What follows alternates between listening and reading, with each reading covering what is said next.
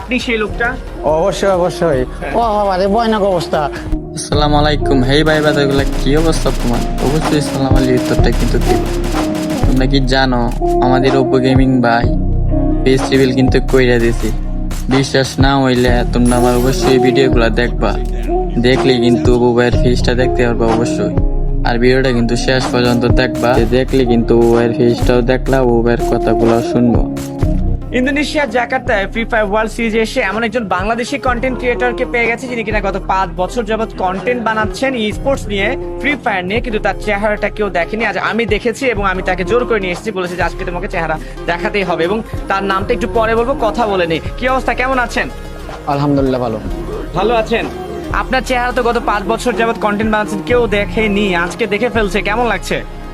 অবশ্যই চিন্তা করছি, অনেকদিনই তো লুকিয়েছিলাম, বা এখন মানুষের সামনে আসা দরকার, তো সেই থেকে আর কি যে চিন্তা করলাম যে না, এখন সবার সামনে আসি, আসলে মানুষটাকে সেটা দেখার জন্য। ই স্পোর্টসটা যখন হচ্ছে বাংলাদেশের স্বীকৃতি পেয়ে গেল, তারপর থেকে অনেকেই দেখছি যে চিন্তা ভাবনা করছে ফেস রিভিল করে দেবে। যেমন রাত ভাই ওয়াইটির নামও শুনছিলাম যে তিনি যদি এখানে আসতে পারেন তাহলে ফেস রিভিল করে দেওয়ার কথা। হঠাৎ ই স্পোর্টস যখন ওপেন হয়ে গেল, তখন কেন আপনাদের আসলে চেহারা দেখানোর ব্যাপারটা চলে আসলো যে না, আমি এখন ফেসটা রিভিল করে দিব? আর কোনো গোপন গল্প আছে কিনা জানতে চাই।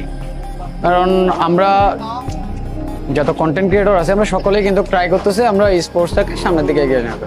হ্যাঁ, তো অবশ্যই সেই ক্ষেত্রে হচ্ছে যে আমাদের ফেসটা দেখানো খুবই দরকার। কারণ হচ্ছে যে আমরা সবার সামনে আসা যে না, এই পার্সনটাই আমি দেখাতে চাচ্ছি যে না, আমি এই ইভেন্ট বা এই স্পোর্টসের মধ্যেই আমি আছি, সেই জন্য। আজকে যে আপনার চেহারাটা মানুষ দেখে গেল, এটা রিয়াকশন কি হতে পারে, কি মনে হয় আপনার কাছে? আসলে অনেকদিন ধরে সবাই চিন্তা করতেছে যে ভাই আপনি কে, মানে আপনাকে একজাক্টলি আমরা চিনি না, কিন্তু আপনাকে যা শুনতেছি, তো চিন্তা করলাম যে না, এবার দেখো যে আমি ওপো ভাই 2.0 তোমাদের। সেই নামটা বলে দিতে ওকে, ওপো ভাই 2.0। ওকে, তো তোমরা অনেক দিনের ইচ্ছা যে তোমরা আমাকে দেখতে চাইছিলা, তো চিন্তা করলাম যে না, আর লুকায় রাখা লাভ নাই। স্পোর্টস চলতেছে, অনেক ইভেন্ট আসতেছে, অনেক জায়গা থেকে হচ্ছে যে নিজেকে হচ্ছে যে কি দূরে সরাই রাখছি, এবার দূরে সরাই রাখার কোনো মানে নেই। হ্যাঁ, লোকটা সামলানো যায়নি, সত্যি কথা। সবার সামনে আসতে হইতেছে, সবাই চায় যে চিনুক। আপনারা চিনেন আমার ভয়েসটাকে, তো এখন আমাকে চিনবেন, আমার ফেস সহকার। এমন কি হতে পারে নাকি যে অনেকে আবার শুনে বলবে যে না, আমরা যে অপু ভাইয়ের ভয়েস শুনি, এই অপু ভাই সে অপু ভাই নয়? আমরা কি সেই ভয়েসে এনশিওরিটিটা নিতে পারি যে আপনি সেই লোকটা? অবশ্যই অবশ্যই। ও বাবা রে, ভয়ানক অবস্থা। ও আচ্ছা আচ্ছা আচ্ছা, ঠিক আছে, ওকে।